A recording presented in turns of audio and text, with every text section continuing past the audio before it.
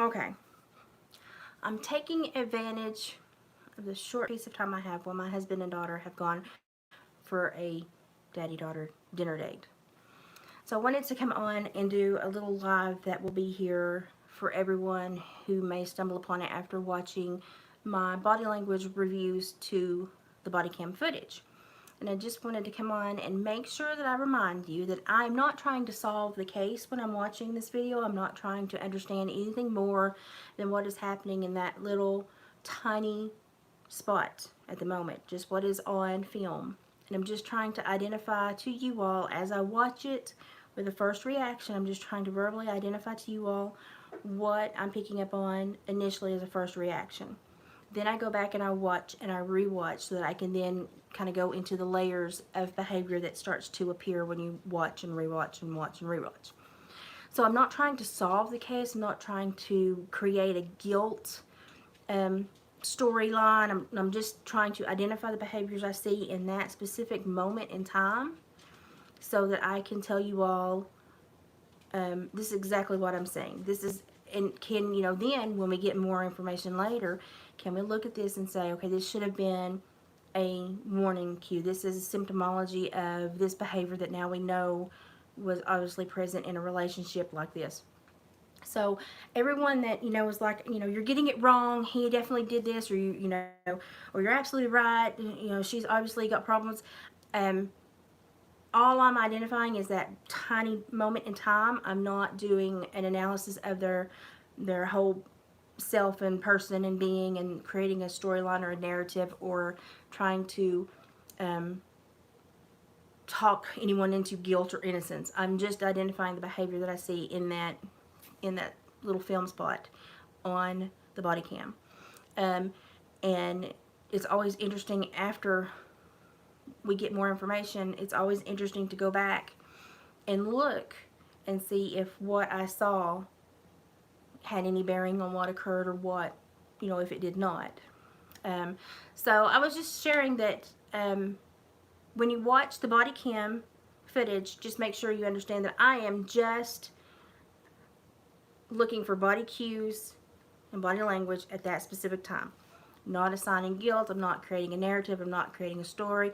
I'm just showing you, walking through that as my first reaction and watching it. I didn't really want to do this story because I'm not per se a true crime channel, more of like a psych, real, weird Appalachia perspectives to life and stuff, but I had so many people request that I do this. That's why I stepped in and I did it. I don't have satellite, I don't have cable, and I've not sought out any additional information on this case. So I'm truly watching this and then taping my response over it as I play it for the second time. So you are getting my first reaction to what I picked up the first time I watched it. And it's important for everyone to know I'm not assigning guilt, I'm not assigning innocence, I'm not trying to create a narrative with a storyline.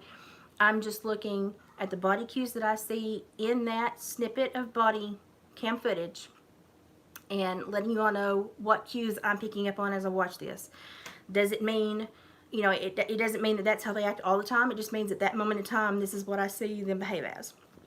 And then as maybe more information comes in, if we get more film footage that is publicly released, I'll go through that as well.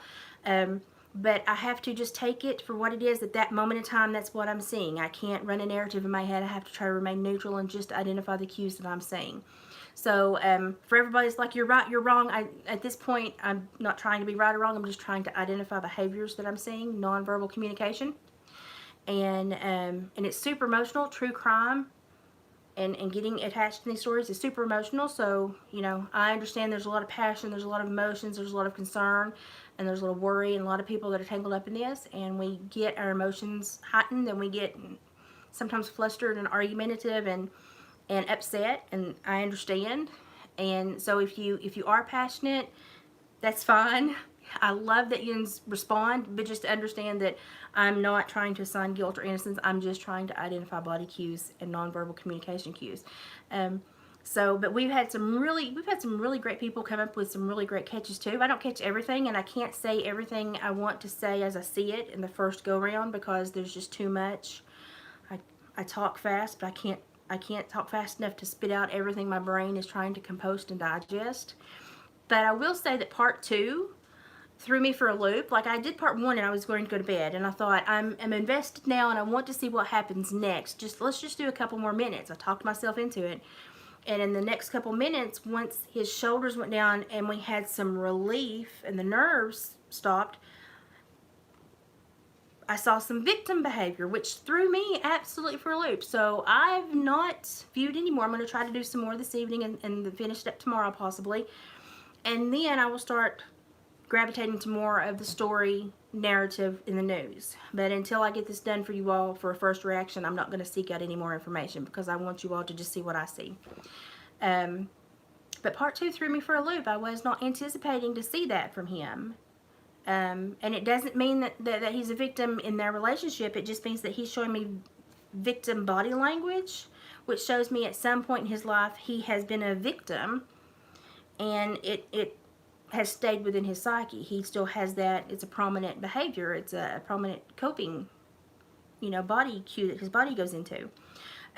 Threw me for a loop, but it doesn't necessarily mean that he's a victim in that scenario. It just means that at that moment in time, his body was showing that cue. So I appreciate everybody that's watching the videos. I appreciate all the feedback. I've had some even share their own stories and kind of identify with some behaviors, and that's great for people to say, yes, and I used to do this when I was in this scenario, or it gives a little bit more depth to what we're seeing. And I always appreciate people that are willing to open up and share those, because those are some pretty tragic stories that they're willing to share in hopes of educating someone about these behaviors that they witnessed in their own life. So I appreciate that. And even if you don't agree, even if you disagree completely with me, I mean, you're more than welcome to leave what you're seeing and state it. And as long as everybody's respectful and kind, the dialogue, I will never say that I don't respect someone else's opinion, because I just wouldn't say that. So even if you're completely a polar opposite, thinking process than me, share what you're seeing, because I'm not always right. So it's great when I always get feedback that makes me think and rethink and think again. So, but I am trying to watch this, and then I duplicate it, and I voice over it. So you are getting my first reactions. I am not studying this case. I had so many people beg me to do this, so I decided, okay, I'll do it. But I have to seek out, because I don't have satellite cable, I have to seek out the news stories online to read them, and I've not done that yet, and I will not do that until I finish the body cam footage, so that you get an honest first reaction from me.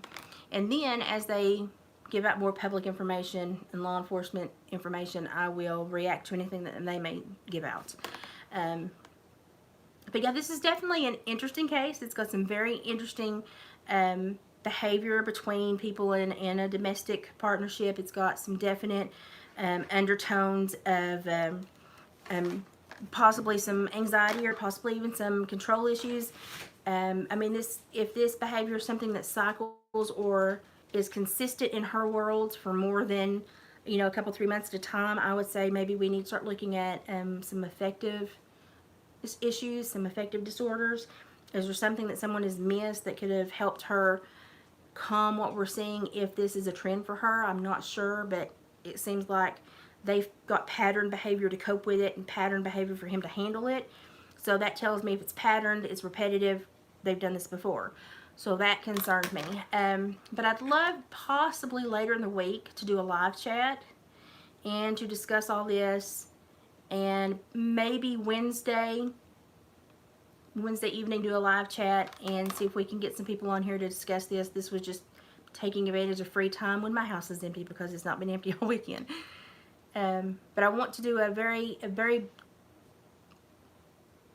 pretty in-depth chit chat with people that are also monitoring this, and get some instant feedback during a live chat.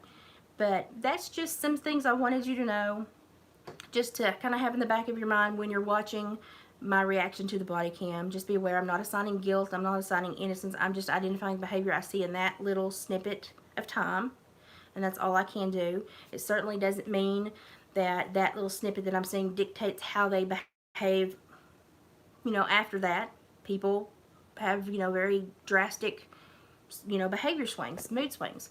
They can do things that are unexpected and unheard of. So, anything could happen after this. I'm just identifying what I see nonverbal communication during the body cam footage. So, but I'm always interested to see what you guys pick up. If it's different than me, please share.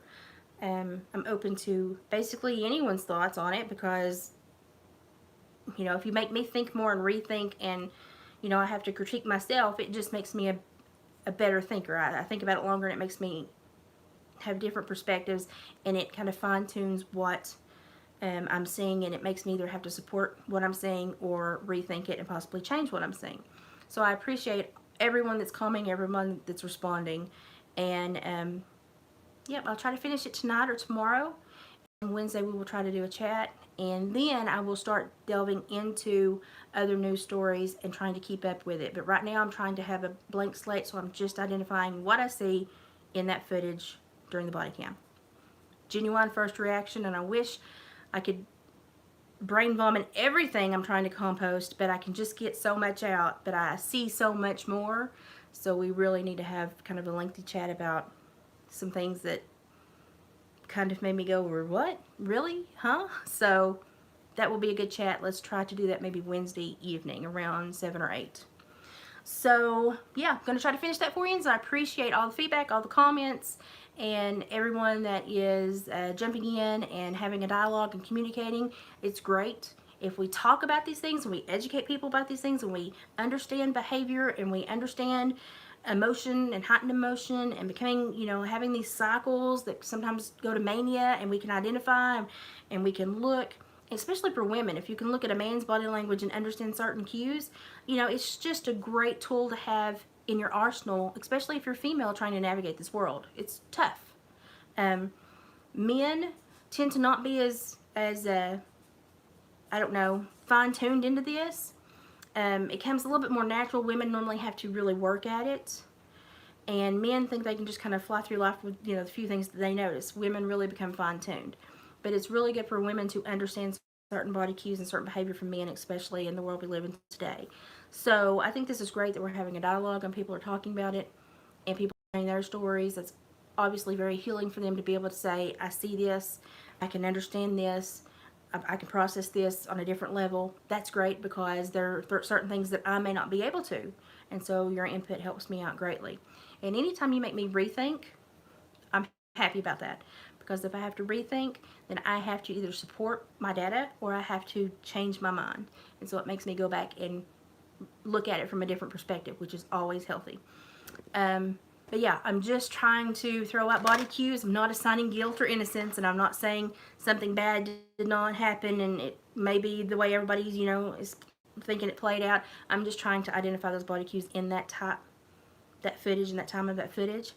Because I know some people are frustrated because they want me to say, well, what do you think? I'm just identifying body behavior. I don't think anything at the moment. I've not even gotten through the entire body cam footage yet. So after I do that and give you my first reaction, then I'll deep dive into the story. So let's get these the body cam footage finished. I'll get that wrapped up, and then Wednesday evening around 7 or 8, let's do a live chat and let's talk about all the really odd things that we definitely all noticed in the footage. And then let's talk about the things that really set us on edge, what really confused us, or what really made us feel, you know, something's not right there. These are things that we need to talk about in this world. So we'll do that Wednesday around 7 or 8 Central Time. And it should be a very interesting discussion. So just wanted to clarify, because people are frustrated that I'm not like creating a narrative and a storyline and what do I think, and I'm just assigning, you know, this is what I'm seeing, body language. These are the cues I'm picking up on. I'm not trying to think before or after that. I'm just trying to identify that behavior. Hi, Let It Snow. I'm taking advantage of my husband. He took our daughter out to dinner or out to lunch before she's driving back to college. And I had a quiet house, and I thought I will jump on really quick and try to clarify this, because I know some people are really grumpy. They're like, what do you think happened? Do you think he did it? Do you think something happened? Do you think she's left and got in with bad people? And I'm like, I'm not even trying to look. I'm just, you know, that far ahead. I'm just trying to identify body cues that I see in this footage. And then once I finish that, then I'll deep dive and be like, okay, where we've got something else that links in. But first reactions on body language, a lot of people won't do them. Like, they want to sit back on a story, they want to sit back on things and wait for the story to develop. And I had not been following the story because I don't have satellite or cable. I have to seek out the news I want to watch. And I had just thought I was going to drop true crime after the Summer Wells issue. And I had so many people request that I do a reaction to this. And because I had also reacted to Evelyn Boswell from my state. And I broke down and finally watched it and thought, yeah, okay, let's do this. Oh, it's okay. If you don't have time, it's not super important. I'm just identifying behavioral cues in that time frame. I'm not assigning guilt or innocent, and I'm not trying to make up a narrative or a storyline. I'm not trying to, you know, feed my mind in any certain path. I'm just identifying behaviors in that time frame. Does that mean that that's a consistent true for them? No. Anything can happen. But it may give us, when the story develops, we may be able to go back and go, oh, okay, that could be symptomology that other people need to be aware of, that other people need to look for. That could be a warning sign to save someone else's life. So it's really important that I watch this once and then I duplicate it and I voice over it, so you're getting really my first reaction. And it's important I do that without anything else to muddy the water. So I'm not watching anything else until I get the body cam footage covered. And then after I get the body cam first reaction covered, then I will deep dive and talk about more of the specific things. But I'm going to do a chat Wednesday around 7 or 8 Central to talk about the things that really set me on edge that I saw, the most peculiar things, and the things that really sent some red flags to me. And I'm going to do a more in-depth discussion about those Wednesday evening. And I'm wanting anyone that wants to discuss this or has a different spin or has a different perspective, please come back and be with us Wednesday evening, because I welcome any and all free thinkers to throw in and tell me what they're thinking, because I can't, you know, I've got a pretty big brain and I try to hold a lot of useless information in it, but I can't always have, you know, everything. I can't always address everything, and I can't always see everything. It's just not humanly possible. And I see a lot more than I'm able to spit out, but I just want to give you an authentic first reaction from me. So I want to do a deeper dive Wednesday and discuss more things. And as many voices as we can have on here, I enjoy the feedback. I'm telling you, isn't that something we have to worry about if the world isn't burning? That's like a daily concern at this point, isn't it? It's like, okay, if the sky doesn't split and I don't see Jesus today, I'll see you tomorrow. But yeah, it's sad that that's like the disclaimer in our little world today. That's the fine print. Sadly, we're there. And I just look at my husband and I just wonder if I'm going to be a Roman, if it's going to be a Roman themed disappearance, a Kulak themed disappearance, or a Holocaust themed disappearance. And my husband's like, you're morbid. And I'm like, I'm just realistic. He gets really frustrated with me. Bless his heart. But I appreciate the feedback. I appreciate everybody that you give me your time and you watch my videos. Time is precious, so I appreciate everyone that watches the videos. Even if you disagree with me, I appreciate your time. And it's definitely this part 2 confused me. Did not anticipate that, did not expect that. Does it mean he's a victim in that relationship? Absolutely not. But it means he has the victim body language down pat. So at some point, he's been a victim. So I'm just like, where's this coming from? Because it's very specific and pronounced victim body language and body cues. And I'm like, that. And now as soon as his nerves settled, I realized the nerves on top of the over-compliance, and he's a little socially awkward anyway. I'm seeing certain things I pick up. Hello? So I'm like, okay, it was the nerves that was throwing me off for the first part. Once the nerves leave, and you see it, when they put her in the squad car and they take them apart, his shoulders go down. And then his body language becomes much more compatible with what you would expect to see in that scenario. But then when he threw the victim body language, it kind of threw me for a loop because I was not anticipating that. So shocked me too. Don't know how that's going to play in, or if it's going to have a part to play at all. It may just be something that's past that's still embedded entrenched in his brain, so his body spits that out when it's in that mode. But definitely kind of threw a curveball for me, so I'm honest. I'm always honest. Confused the heck out of me, so I thought, well, this was interesting, so I wanted to spit that part 2 out last night, because when it threw me for a loop, I thought, well, I'm going to share this immediately. Because I always try to be honest and be like, this is what I see, and it screwed me up too. I don't get it. So I'm going to try to finish it tonight or in the morning, and then I'm going to start deep diving. But I won't deep dive until I get this done, because I don't want to have any preconceived ideas in my head until I get this done. So look for that, and then I will be back Wednesday evening between 7 or 8 Central Time for a live chat about specific red flags and really predominant behavior that everybody should be able to identify. And we'll do that on Wednesday. I'm going to go and rest, because my 22-year-old daughter she has way more energy than me, and trying to keep up with it this weekend has been heck. And it's still raining here, so no crossbow, sorry. Well, maybe she'll do that the next time she visits. But it's been a good weekend. I'm still doing great with my health. Knock on wood. So, I'm feeling good. As long as I'm feeling good, I'm going to put out content for you. And so I'll try to get that finished ASAP. And I appreciate everyone that watches and gives me your time. Thank you so much, because time is the most precious thing you have. I'll see you later in the week. Bye, guys.